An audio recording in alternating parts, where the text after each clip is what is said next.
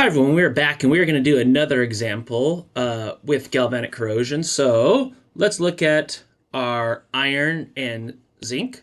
So our iron, we can look at the electronegativity. For iron, we already know that Fe is equal to 1.83 electronegativity. Zinc, where are we, zinc? Zinc, on the other hand, where are you, zinc? Is 1.65. So it's more than willing to give up electrons, as we see there. So we have those systems, or those electronegativities. So we can say zinc.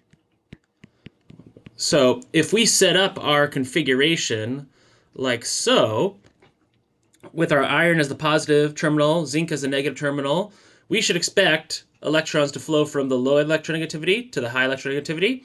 So we can start to write out that half-cell reaction. So we know that iron is going to want to steal electrons. So iron will have in the 2+ ions here, it'll grab the 2 electrons from our zinc to Fe.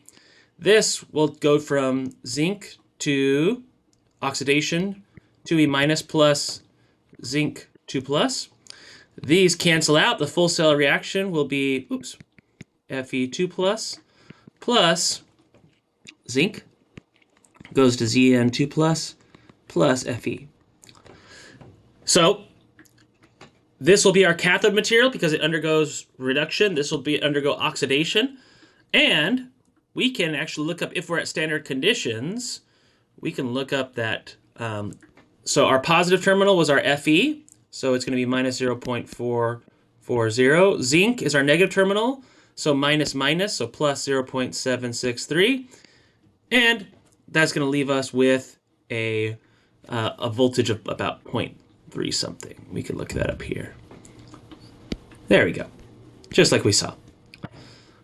Now, obviously, what material will corrode? It's going to be our anode, the one that undergoes oxidation. Which one is going to electrodeposit? Our cathode, the one that undergoes reduction. Now, what happens if we're out of our kind of standard conditions where our temperature is equal to 298 K, we're in a 1 molar solution of our own ions, and we're at atmospheric pressure?